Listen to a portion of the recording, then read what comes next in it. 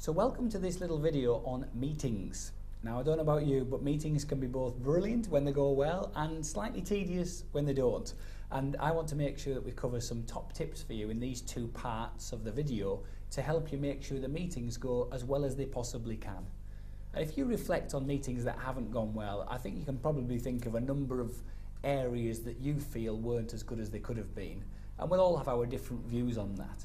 One of the things I think is most common and overrides a lot of the issues that we have when it comes to meetings is that they don't achieve what you were either hoping to or what they should have done. And I find that in all organisations, this isn't just a DCHS thing, so it's definitely not to be concerned about, but it is to be aware of and then do something with it. That in a lot of organisations, what can happen is people get together, they spend a lot of time, but they don't actually get to an end result. They don't actually make progress off the back of it. Or people can spend a lot of time talking about the past and talking about their examples and their stories, but not necessarily moving things forward. So there's one word I want to describe that, and the word is outcome. What's the outcome? Now, if you don't like the word outcome, then result, or what do you want after the meeting's finished? That kind of theme is the correct theme for what we're after here. And it's the outcome of the meeting that we're trying to achieve, not just ticking the agenda points. The agenda points are relevant, don't get me wrong, I'm not knocking them. But if we're just ticking the agenda points, it's possible we do that, but don't really achieve the outcome of the meeting. So if you were to reflect on the last meeting that you went to, or one that you've got coming up fairly soon, just think about what the outcome of that meeting either should have been or could be. What do you think the outcome of that meeting should have been or could be? So it might be, for example, if you're having a team meeting, the outcome is that we improve as a team. That could be the purpose. Might not be, of course, but I'm making this up and trying to guess at what a decent outcome might be for a team meeting. So the outcome could be that we improve as a team, and then you have several agenda points that you want to cover that will help us improve as a team.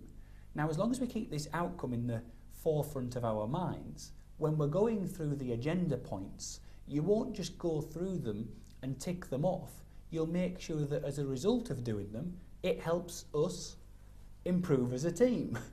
And so this outcome, even though it's only sometimes a very short sentence or a couple of words, can make a big difference to the mindset that we have when we're going to do certain interactions. And this can be true of one-on-ones as well as large meetings. So, and indeed presentations, by the way.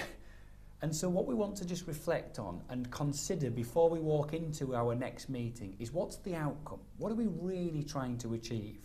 I'm not knocking an agenda, it's got a crucial place, but what is it we really want to do?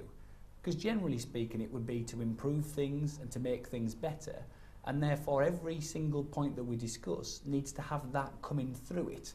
Otherwise, what happens is points get discussed, complaints, history, the past, might all be relevant to some extent, but it doesn't actually help us move to the outcome. So that's the first part, which is just crucial when it comes to having a successful meeting. What's the outcome? The second part I've already mentioned, which is the agenda. And every single agenda point needs to be helping us move towards the outcome. Or every single agenda point needs to be helped by the fact that we've got this outcome and they need to be moving towards it. So nothing wrong with having the agenda, it's a crucial part, and sometimes you might even start by thinking, this is my agenda, and then consider what's the overall outcome, or occasionally outcomes. It can be plural. So it might be that you want to improve as a team and never have this mistake happen again. Okay, now you could class that all as improving as a team, but that could be the improve as a team, never have the mistake happen again, and therefore we're going to look through these 4 agenda points to make sure that we improve as a team and don't have the mistake happen again. So you've now got 2 very solid outcomes, an agenda which will help you get to that place. So we start with the O, outcome, then we go to the A, agenda, and we can either have another A, if you like, for actions, or a P for progress. So OAP, outcome, actions, progress. And we need to make sure that one of us, some of us, all of us, take ownership for the actions and the progress that happen during and after the meeting. And if we do that, we're in a much, much stronger place in order to make sure that the time that we've invested, which, let's face it, sometimes isn't cheap. If you look at 6, 7, 8 people sat there for an hour, especially if people weren't actually active and helping us move towards the outcomes, but they're just there, it's not a cheap day or a cheap hour, because it's probably about a full day's worth of time for people when you add them all together.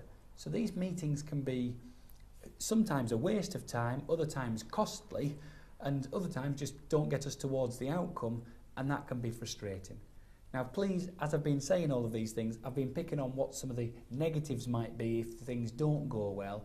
You might have many, many meetings which are incredibly successful, incredibly fluent, and they work brilliantly well. So this isn't about having a dig at every meeting, it's just making sure that every time we have a meeting, we know our outcome, we've then got our agenda, and then we have the progress and the action points off the back of that.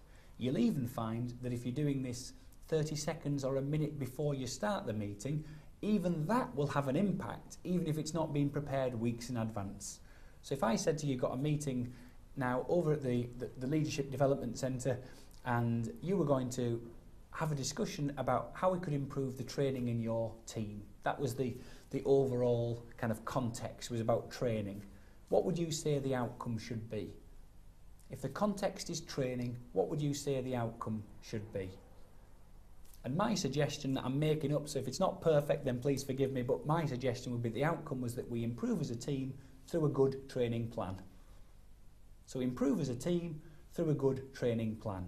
Now it might be that if I reflected on that for a little bit longer, we'd come up with a more succinct outcome. So improving through our training plan, or improving through training, or our training improvement plan. You can see what I'm getting at. You can very quickly shorten it if it's relevant, but what I'm trying to get across is even if you have a very short time between being told you're going to a meeting and getting there, you can decide what you think would be a sensible outcome and that is a good investment of your time and your colleagues to make sure it's really worthwhile.